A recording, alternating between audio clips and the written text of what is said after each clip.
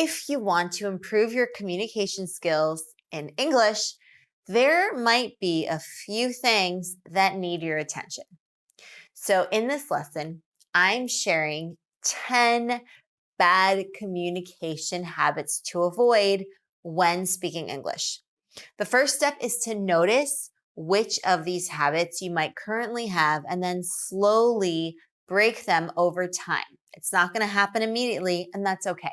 All right, so if you're ready, let's get started.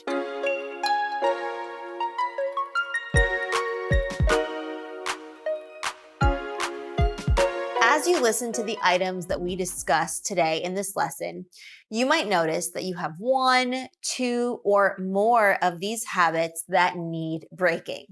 It's entirely possible to boost your communication skills by ditching these bad habits and knowing what to do instead. All right, are you ready for the first bad communication habit to quit? Number 1 is mumbling. So mumbling is when you speak under your breath.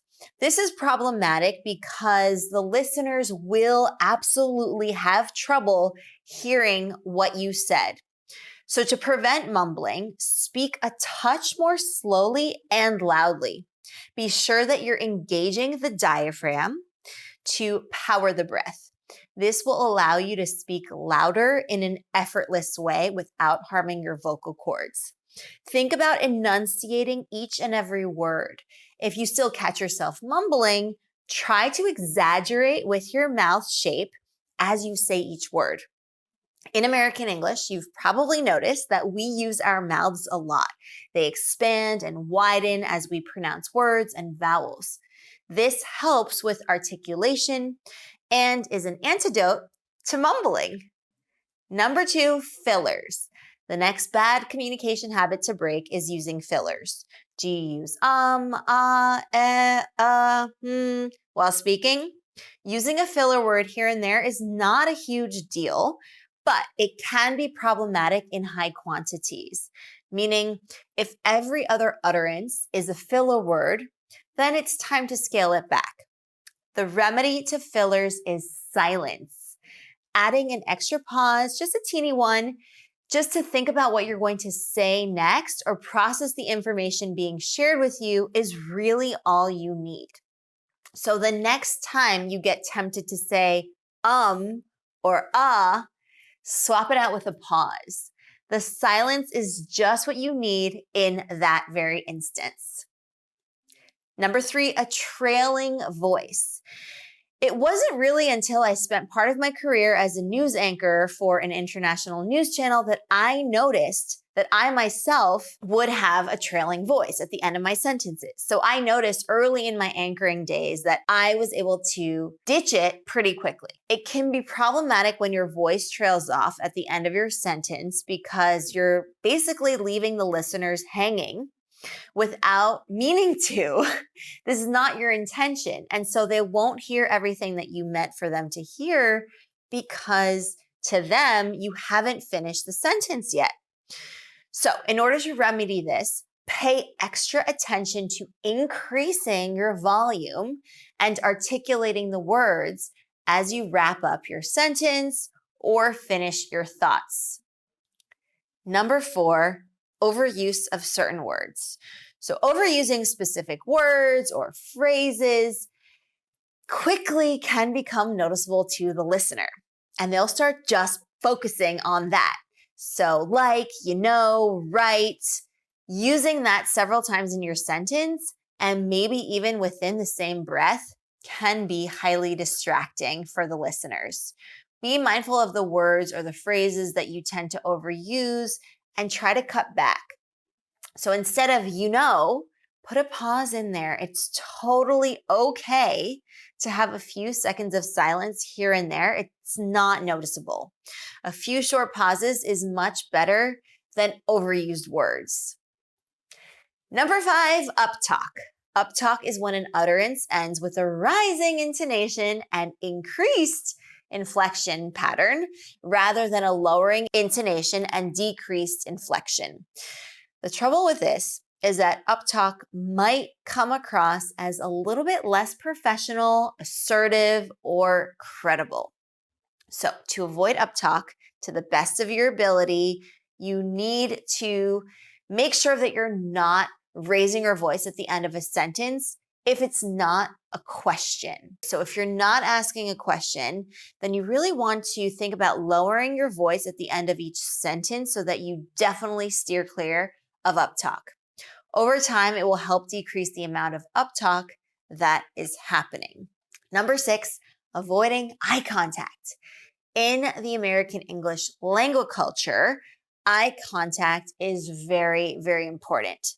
If you don't look someone in the eye as you speak and engage with them, it might look as though you're concealing something from them or not being truthful. It sends the message that you are hiding something. So making eye contact is a sign of confidence as well as trustworthiness. So if you're speaking to American English speakers, eye contact will be very high on the list. So be sure to check that one off your communication strategies to-do list. You're not staring into their eyes for the duration of the talk or the conversation. That would be uncomfortable, right? You can look left, you can look right, you can look up and down, but also be sure that you're looking into the person's eyes as well. And it's especially important to look at the person as they speak to you because it shows that you're paying attention and that you're engaged. If you're the only one talking at the moment, then you can take a break from eye contact here and there and avert your gaze because this happens naturally, right? When we're making eye contact, we are not just staring at the person. That would be very awkward. So be careful not to stare at the person. That is not what we mean by making eye contact because that will quickly make them feel uncomfortable and they will be weirded out by it. It's really about striking a balance.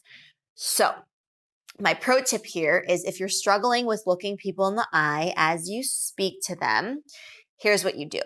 Okay, first of all, be sure that you're not shifting from one eye to the other. Sometimes we see that in close-ups in film and TV, the shifting eyes, because that will make it seem like you're nervous and being awkward. What instead you can do is aim for the space between their eyebrows or even their nose. And believe it or not, that will feel to them like you're making eye contact. 7, standing too close. Another big no-no in the communication specific to, again, American English language culture context has to do with personal space. As Americans, we like and treasure our personal space. What does that mean? If someone stands too close to us, it can quickly feel as though they are invading our personal space. And that feels uncomfortable and highly intrusive.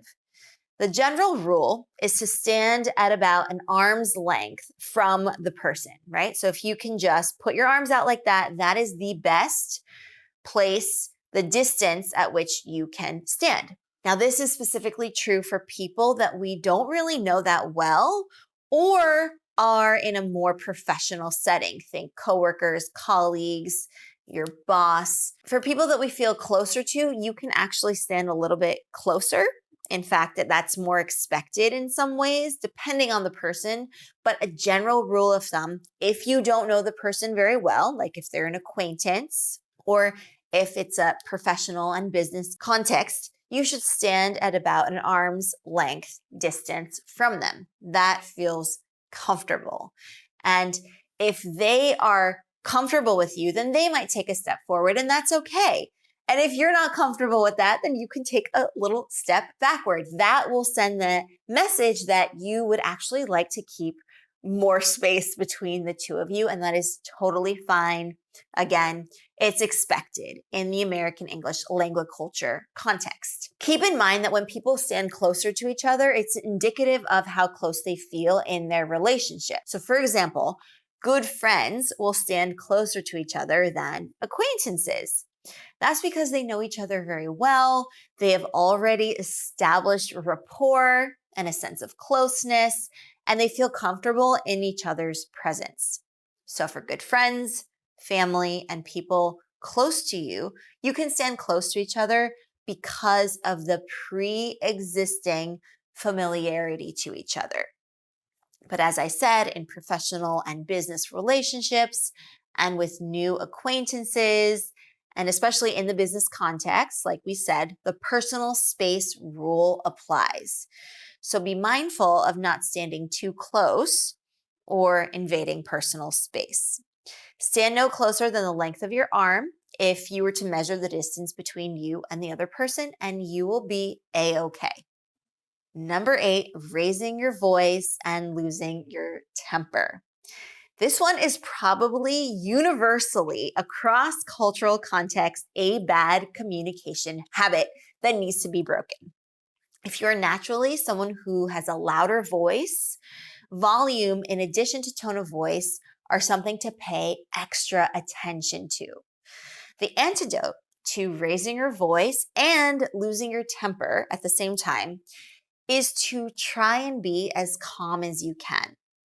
If someone says something to trigger or upset you, it's much better that you remove yourself from the situation until you have had time to collect your thoughts and calm your nerves. Excuse yourself and take time to calm yourself down. Doing breathing exercises can really, really help alleviate the tension and prevent you from unleashing the tempest out on the audience or the listeners. I know that this is easier said than done, especially in a heated situation, so it's really important to practice that ahead of time. Work on de-escalating and on centering yourself so that you don't find yourself raising your voice or losing your temper, which you will regret after the fact. Number 9, using profanities. It goes without saying that using profane language is a major faux pas. You might be nodding your head right now in agreement, saying, of course, I absolutely agree with that. But I can't tell you how many times I have heard people use profanity simply because they saw a character from a movie or a television show talk this way. While there's a great use of profanity in film and on television, that doesn't mean that it's okay to talk like that in real life. In fact, it's highly rude and quite inappropriate, especially if you are in a professional setting or if you don't know the person very well. If you have what we call mouth of a sailor, using a lot of profanities, then you'll really want to be high alert with your word choice because it might be automatic at this point, right? If you notice that you can't help yourself from using them, then swap out the profanity with an innocuous word like shoot or shucks or darn, or come up with your own word if you like. Whatever will prevent you from using profanities. Number 10, not defining anything. All right, so well done. You've made it to the end. So the last habit to break is not defining anything. This means that if you use terms, acronyms, abbreviations, unfamiliar words, or technical jargon that the listener does not understand, then you need to define that for them. Just because you might be having a conversation with a native English speaker doesn't mean that they know the meaning of every abbreviation, term, or technical jargon that you might know and throw at them. It would be a huge mistake to assume that. So you're much better off defining the terminology from the get-go. And if they already know the meaning ascribed to those terms that you use, then they'll say so. But don't assume that they do. If you don't define anything and just expect the listeners to glean meaning from context, it's the equivalent to leaving the listeners in the dust as you ride off into the sunset. All right, so those are the 10 communication habits to avoid when speaking in English. If you find that you have more than 1 or 2 of these bad habits to break, don't feel overwhelmed by any means. Just start with one at a time. Figure out which ones take top priority for you based on your line of work and or personal situation. So to recap, the 10 bad communication habits to avoid when speaking in English, particularly in the American English language culture context, mumbling, fillers, trailing off your voice, where your voice trails off at the end of the sentence, overuse of certain words or phrases like, etc. Using uptalk, not making eye contact or staring at the person uncomfortably, standing too close and invading personal space, raising your voice and losing your temper, using profane language, and not defining terms, acronyms, or abbreviations. All right, so keep this list handy and work on implementing the antidotes slowly but surely. And pretty soon you will notice that one by one, you have broken these bad communication habits. And when you do, your communication skills will dramatically improve and people will be so impressed. You might even have to give them some of your tips.